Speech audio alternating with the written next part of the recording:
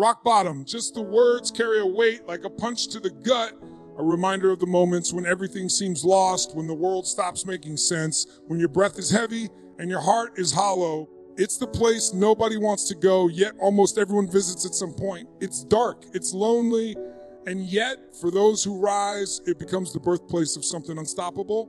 Rock bottom isn't a location, it's a state of being. It's that moment when your excuses run out, when your lies can't hold up anymore, when the stories you've told yourself collapse under the weight of truth. It's the night you cry alone in the car because you're too ashamed to go home. It's staring at your reflection and not recognizing the person looking back. It's when you're emotionally bankrupt, spiritually dehydrated, and the only thing louder than your pain is the silence of no one coming to fix it. That's rock bottom. But here's the secret no one tells you rock bottom is fertile ground. It's the place where you finally stop pretending. When your mask is off, when you're stripped bare, what's left is real, what's left is raw, and that's the material transformation is made of. Not comfort, not perfection, but pain. Real, visceral, gut-wrenching pain. That's the fuel that creates lasting change. When you've got nothing left, you start to find out who you really are. All the noise fades, the distractions go quiet, and for the first time, you see life with clarity, because when your back is against the wall, you don't have time to care about opinions. You don't have space for excuses. You either fight or you fold, and something primal wakes up inside of you. Something ancient, the part of you that was built to survive, the part that remembers what you're really made of. Rock bottom doesn't destroy you. It destroys the illusions that held you back. It kills the entitlement. It kills the lies. It kills the version of you that played small, that settled, that blamed. That version dies so a new one can be born. That's unfiltered. One that's frigid in adversity. One that doesn't talk about strength, but is strength. You see, pain is a signal, not a punishment. It's your body, your mind, your soul saying, enough. It's telling you to change, to rise, to evolve. But we don't hear that message when things are easy. We don't grow when everything is working. Growth happens in the fire. Growth happens when you're bent and broken and you still get up. That's where your next level lies. The most dangerous person in any room is the one who's hit rock bottom and decided to rise, because they know what it feels like to lose it all. And they're no longer afraid of failure. They're no longer worried about judgment. They're not living to impress anyone. They're living with purpose, with hunger, with fire. Look back on your own life. Think about the moments that truly changed you, not the vacations, not the awards, but the heartbreaks, the losses, the breakdowns. Those were the chapters that carved your character, that sculpted your soul, that gave you the depth and resilience no textbook could teach. That's what rock bottom does. It strips away what's superficial and reveals what's essential. And here's the paradox: when you stop running from rock bottom, when you embrace it, when you stare it in the face and say, I'm still here, it starts to lose its power. The moment you accept that you're at your lowest is the moment you start rising. Because now there's no more pretending, no more distractions, just you, the truth, and the next step forward. There's something sacred about that. When you rise from the ashes, you're not rebuilding the old version of you.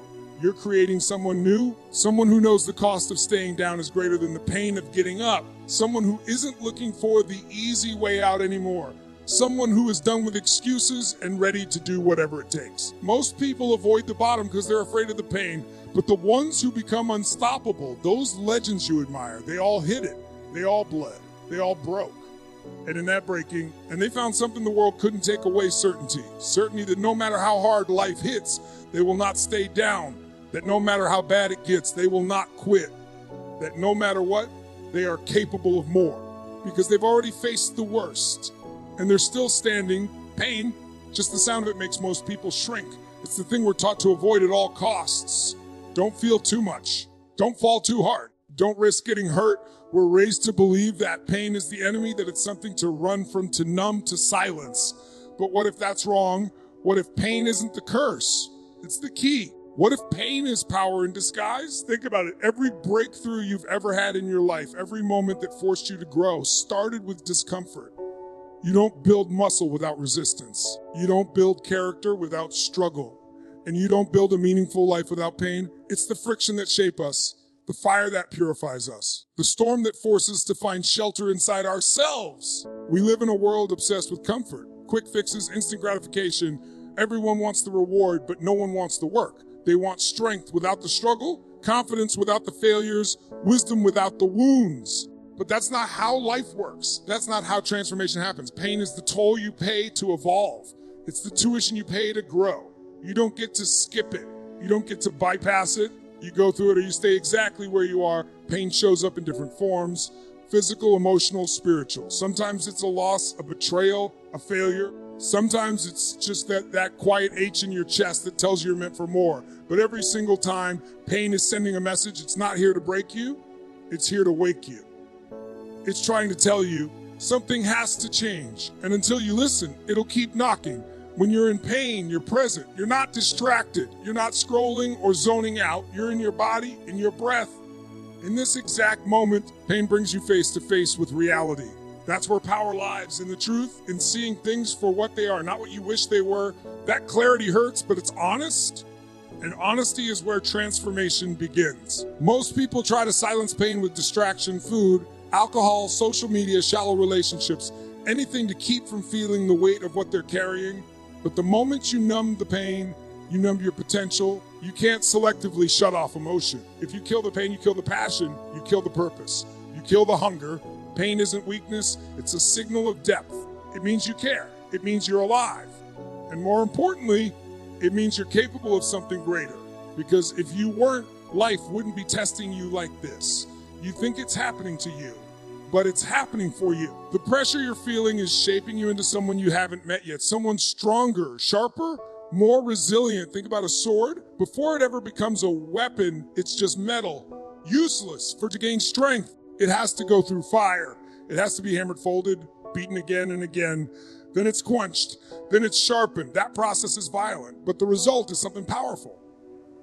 That's exactly what pain does to the human spirit. It's not there to break you. It's there to forge you. You learn more from pain than you ever will from pleasure. Success is a poor teacher. When things are easy, you don't grow, you relax, you coast. But pain doesn't let you coast. Pain pushes, it presses, it demands something new from you. It demands a higher standard, it demands a better version of yourself. And if you lean into it, if you stop resisting and start listening, it will teach you everything you need to know. It will teach you who you are, what you're made of, what matters to you. It will reveal the people who are really there for you and the ones who never were. It will strip away the fluff, the noise, the nonsense, and leave you with truth. With grit, fire in your eyes and steel in your spine, the people you admire most, those who walk into a room with certainty, those who lead with strength, those who move through the world with purpose. They didn't get there by avoiding pain. They walked through it, they cried, they broke, and somewhere in that breaking they rebuilt, stronger, wiser, unshakable. Pain isn't just a test, it's a transformation. It doesn't take away your power, it reveals it. When you stop running from it, when you face it, when you welcome it as a teacher instead of a threat, it becomes your fuel. You stop seeing yourself as a victim and start seeing yourself as a warrior, because pain carves out space for power, real power, the kind that can't be shaken by circumstance, the kind that doesn't rely on motivation or mood, and the kind that's rooted in who you've become through the fire. Change. Everybody talks about it, everybody wants it, but very few are actually willing to make it happen. Most people sit around waiting for something to shift, waiting for the right moment, the perfect opportunity, a stroke of luck, some external force to come in and rewrite their story. They say things like, I'll change when the timing is right, or I just need a sign, or maybe next year will be different. But here's the raw truth most won't say out loud. Change doesn't happen by chance. It happens by choice. You don't just stumble into a new life. You don't trip and fall into greatness. You don't accidentally wake up disciplined, focused, and fulfilled. Change isn't some lottery you win. It's a decision you make. It's a line you draw in the sand when you finally say, no more. I've had enough. It's when the pain of staying the same becomes greater than the fear of changing. That's the threshold. That's the moment your life starts to shift, not because fate smiled on you, but because you made a choice and you backed it with action. The world will always give you reasons to wait, to pause, to delay. There's always a distraction, a crisis, a reason to stay in your comfort zone just a little longer. But what most people never realize is that the comfort zone is the most dangerous place on earth. It's where dreams go to die. Because comfort convinces you that good enough is good enough. Comfort whispers in your ear that someday will come. That opportunity will knock. That luck will find you.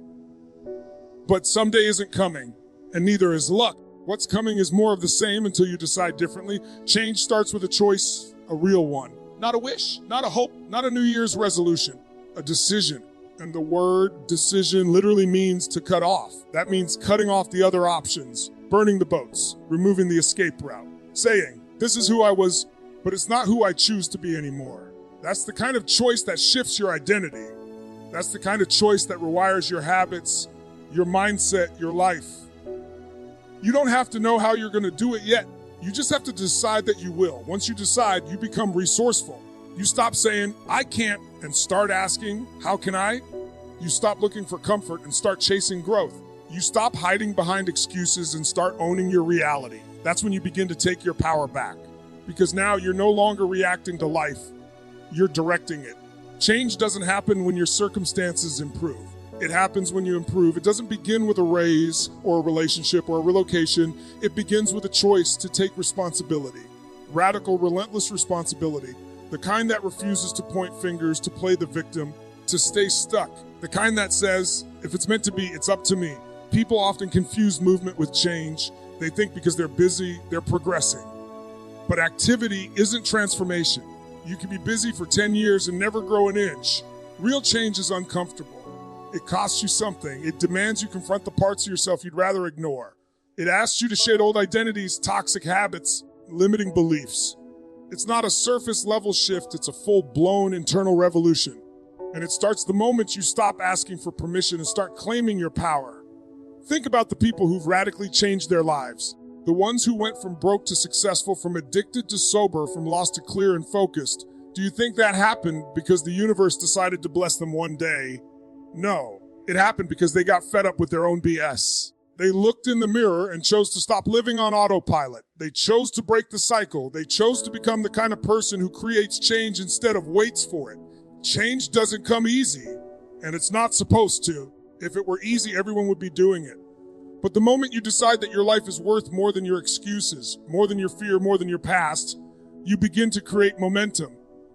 And momentum is everything. Because one choice leads to another, one brave act creates the courage for the next. Suddenly you're not just wishing for a better life, you're building one, brick by brick, with discipline, with action, with purpose.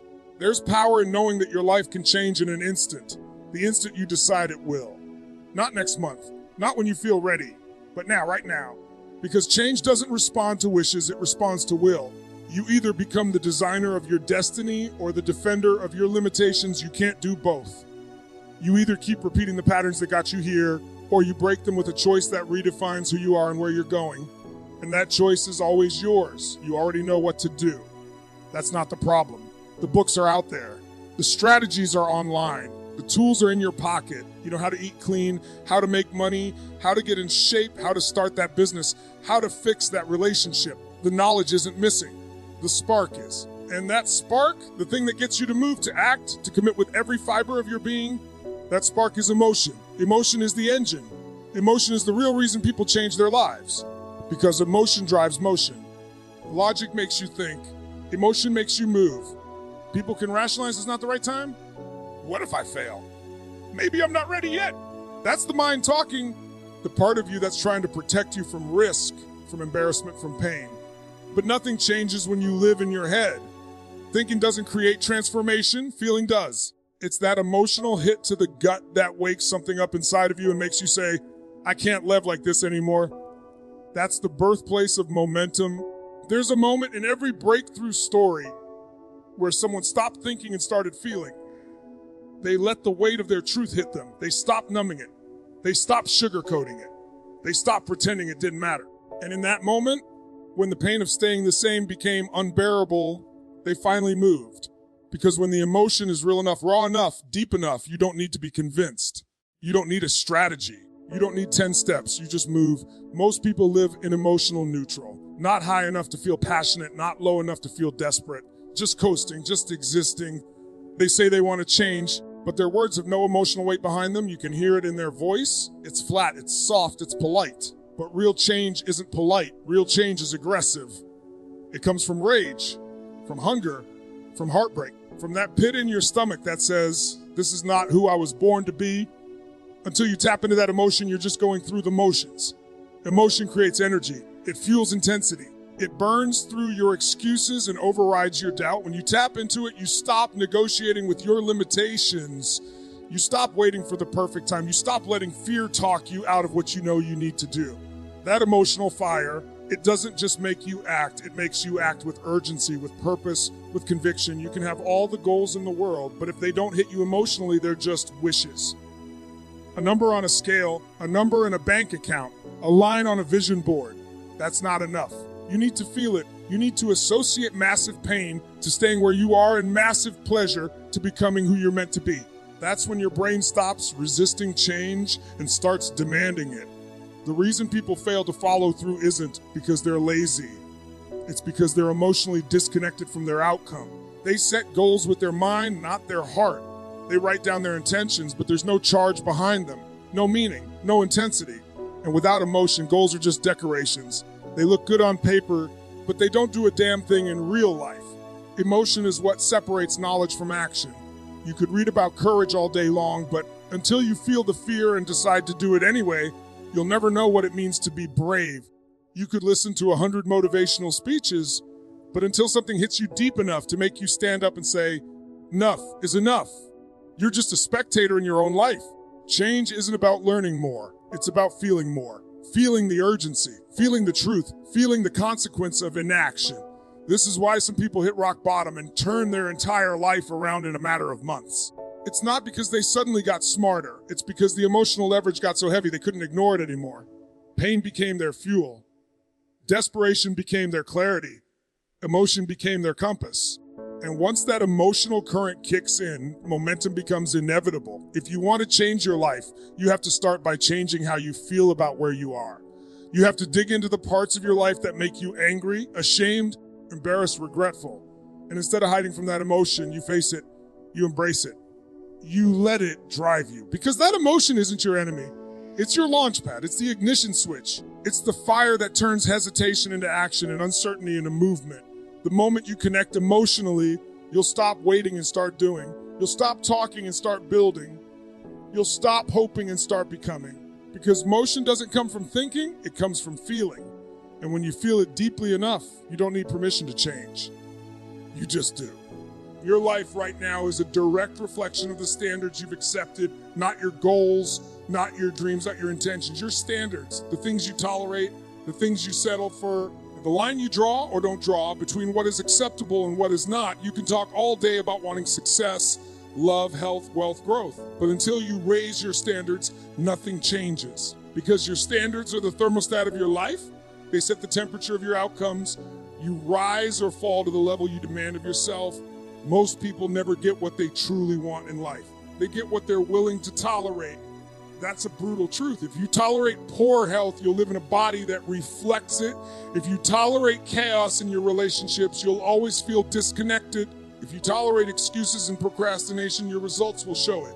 Your life bends to what you consistently allow, and it doesn't care about your potential. It responds to your patterns. People think destiny is something that happens to them. They think it's written in the stars or decided by their upbringing or locked into their DNA. But destiny isn't fate. It's a pattern built from habits shaped by standards. Every single day you make a choice, consciously or not, to show up at a certain level, to push or coast, to lead or follow, to hold yourself to excellence or allow mediocrity to creep in. Those micro decisions over time form your identity, and your identity is what creates your destiny. The moment you raise your standards, really raise them, is the moment you create a shift in your life. Not because the world suddenly changes, but because you do. You start making different decisions. You stop negotiating with laziness, with weakness, with your lower self. You stop saying, maybe I'll try, and start saying, this is who I am now. That shift doesn't require more talent. It doesn't require a better background or more education or someone to save you. It just requires a line in the sand, a standard that says, this is what I accept for myself from now on, and nothing less. Think about the areas in your life that frustrate you, the things you keep struggling with, the patterns that keep repeating. Chances are you've lowered your standards there, maybe not intentionally, but gradually, through repetition, through justification, through emotional fatigue. You started to normalize the struggle. You started to believe this is just the way it is. But deep down, that's not true. You've just stopped demanding more. The most powerful people in the world don't always have more resources. They don't have fewer problems. What they have are higher standards. They've trained themselves to expect more from themselves when it would be easier to quit. They've conditioned themselves to hold the line when everyone else is letting it slide. Standards become habits, and habits become identity. When excellence becomes your minimum requirement instead of a rare achievement, everything in your life starts to shift. You can't fake standards. You either live them or you don't. You either act like the person you say you are, or you reveal who you truly are through what you allow. That's where the gap is for most people. They have vision boards and affirmations and goals, but their standards don't match. They say they want to be fit, but their standard is skipping the gym when it's inconvenient. They say they want financial freedom, but their standard is spending impulsively and avoiding discipline.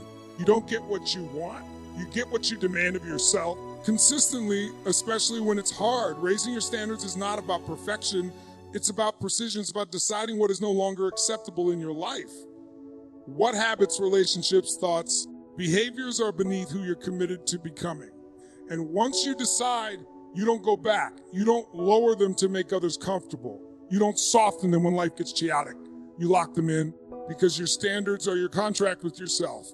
They define your level of integrity. You'll be tested the moment you raise them. That's how the universe checks if you're serious. People will challenge them. Situations will tempt you to compromise. You'll face pressure to go back to the old way. But that pressure is the exact signal that you're moving in the right direction. Pressure means growth. It means you're not living by default anymore. You're living by design, and design always them higher standards than default. The most elite performers in any field, from athletes to entrepreneurs to artists, aren't always the most gifted, but their standards for effort, for execution, for how they show up are uncompromising. That's what sets them apart. They don't wait for motivation. They don't ride waves of inspiration. They build discipline through standards. They don't need the world to believe in them because they believe in themselves enough to raise the bar and meet it daily, no matter what. If you want to change your future, don't chase outcomes. Raise your standards. The money, the body, the success, the peace, the fulfillment, those are byproducts. They're the result of refusing to live beneath your potential for one more day.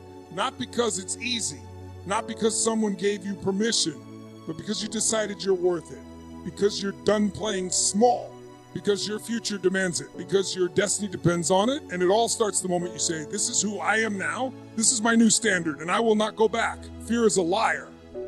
It whispers in your ear, telling you're not ready, not worthy, not capable. It shows up when you're on the verge of growth, when you're about to step into something bigger, something unknown.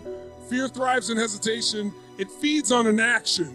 The longer you wait, the louder it gets. The more you analyze, the more paralyzed you become. But fear isn't your enemy, inaction is. And the one thing that annihilates fear, that suffocates it, that renders it powerless is massive action. Fear cannot survive in the face of relentless move. The moment you take action, real action, fear starts to crumble. It has no grip on a mind that is focused, too engaged, too immersed in execution. Fear only thrives in the abstract. It grows in the spaces where you imagine worst-case scenarios, where you overthink, where you doubt. But when you move, when you do something, anything, you snap your brain out of that loop. You force yourself into the present moment. And fear can't live in the present. It only lives in projection. Most people, they need to wait until the fear goes away before they act. They think they need to feel brave, feel ready, feel confident. But confidence doesn't come before action. It comes because of action. You don't get stronger by thinking about lifting weights. You don't get faster by watching people run. You get it by stepping into the arena and taking the hit. You take the first swing. You make the first call. You launch when it's messy. Speak when your voice shakes. Move when everything in you wants to retreat. That's the edge. That's the threshold. And the moment you cross it, fear loses its power.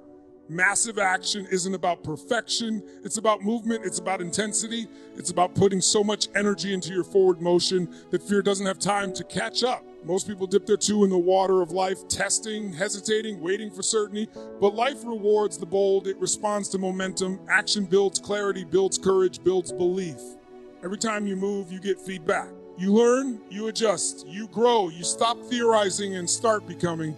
And every single step you take in the direction of your vision chips away at the fear that once held you hostage. You don't need all the answers before you begin. You just need to decide. Decide to move, Decide to disrupt the cycle. Decide that fear no longer gets to run the show, because the truth is, fear will never completely disappear. But it doesn't have to. You just have to stop letting it make your decisions. You just have to be louder than it, stronger than it, more committed to your vision than you are afraid of your failure. The people who live extraordinary lives aren't fearless. They've just built a habit of acting faster than their fear can speak. They don't give it space to settle. They don't negotiate with it. They override it with action, and they do it over and over again until action becomes their new default. When you act in spite of fear, you build trust with yourself. You show yourself that you're capable, that you can handle whatever comes. That failure won't destroy you, and fear won't define you. You don't outthink fear. You outwork, you outmove it. You drown in results. You bury it under effort. Fear tells you all the reasons why it won't work. Action gives you evidence that it might. And the more evidence you can experience, the quieter fear becomes, because now you've got proof. You've got progress. You've got momentum on your side. Fear thrives in the unknown, but action turns the unknown into something real, something tangible, something you can work with. Action transforms anxiety, energy. The same adrenaline that fear produces can be redirected into performance, into power, into persistence. But only if you move, only if you channel it. Most people sit with it. They let it build. They let it control them. And that's where fear turns into paralysis. But you are not meant to sit with fear. You're meant to move through it. Head up, shoulders back. No matter how heavy it feels, no matter how loud the noise gets, you move. Massive action doesn't mean reckless chaos. It means decisive, intentional movement toward what matters. It means you don't dip your toe in. You dive, you go all in, you commit. Even if the outcome is uncertain, even if you fall flat, you've done the one thing most people never do. You've acted. And in doing so, you've already separated yourself from the majority. Most people are waiting for fear to go away. You crush it with motion. You stomp on it with repetition. You silence it with momentum. You outpace it with purpose. You don't think your way into confidence. You earn it through sweat, through effort, through action that refuses to wait one more day. Because every second you move, fear loses its grip. Every time you act, you reclaim your power. And eventually, the voice that once screamed, "What if?" becomes a whisper drowned out by the sound of your own footsteps moving forward. You can change your habits, rewrite your goals, craft a perfect morning routine, read every personal development book on the planet. But if your identity stays the same, your results will snap back like a rubber band. Because transformation doesn't start with behavior. It starts with belief. Specifically, the belief about who you are. Identity is the engine of transformation. It's not what you do that changes you permanently. It's who you decide you are. We don't rise to the level of our goals. We fall to the level of our identity. You can set goals to lose weight, to earn more money, to become a better leader, to build deeper relationships. But if deep down you still identify as someone who's always been overweight, always been broke, always been shy or passive or unworthy, that identity will override every new action you try to take. The moment things get hard, the moment resistance shows up, you'll retreat, not because you can't do it, but because your actions are clashing with your self-image. And the self-image always wins. You behave in alignment with the person you believe you are. That's why transformation sticks when identity shifts. It's why someone who once smoked for 20 years suddenly becomes a non-smoker. Not because they're using willpower, but because they no longer see themselves as a smoker. It's not, "I'm trying to quit." It's undo that. That's not who I am. That's identity. And when identity shifts, behavior follows. Not from force, but from congruence. People will do whatever it takes to stay consistent with who they believe they are. It's why people sabotage their success, because they've grown beyond the story they've been telling themselves, and it feels unsafe. It feels unfamiliar. They think, "I'm not someone who makes this kind of money," or "I'm not someone who deserves a relationship this good."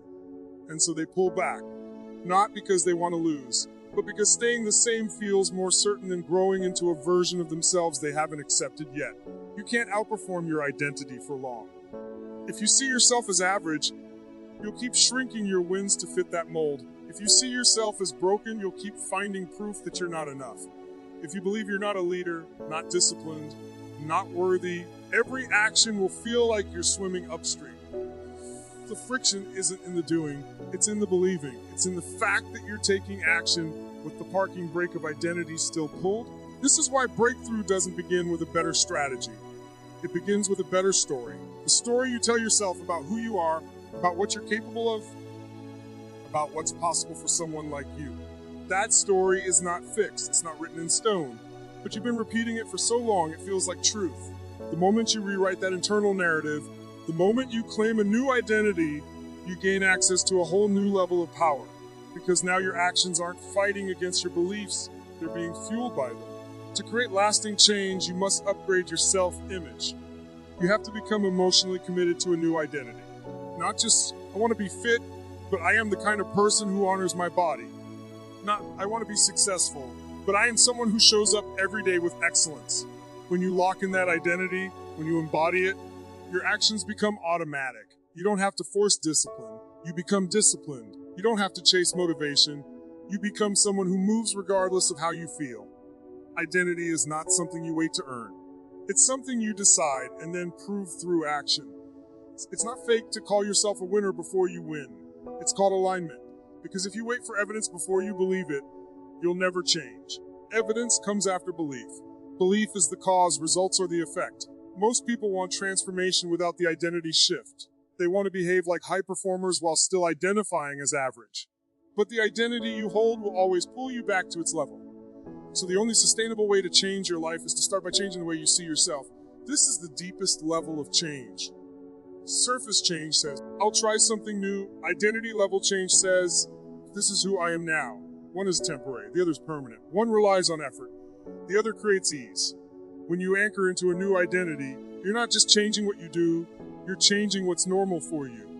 And when greatness becomes your new normal, success becomes inevitable. Not because it's easy, but because you've decided you're the kind of person who doesn't quit, who doesn't negotiate with fear, who doesn't settle for less than they're capable of becoming. Every time you act in alignment with your new identity, you reinforce it. Every rep you put in, every decision you make, every standard you uphold, it's a vote for the future version of you. And with enough votes, that version becomes real. Not because you hoped for it, but because you built it from the inside out, from the identity up, because real transformation doesn't begin with what you want. It begins with who you believe you are. And once that belief shifts, everything else does too. So here's the truth. You were never meant to stay at rock bottom. That place was never your final destination. It was the beginning of your rebirth. It was the ground where every excuse burned away, every illusion shattered, and all that was left was the raw material of who you could become. That pain you felt, it wasn't punishment, it was fuel.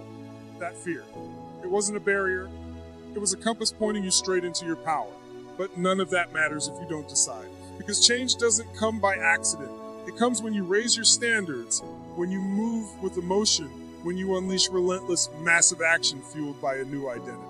The moment you say, I've had enough, the moment you draw the line in the sand, that's the moment everything shifts.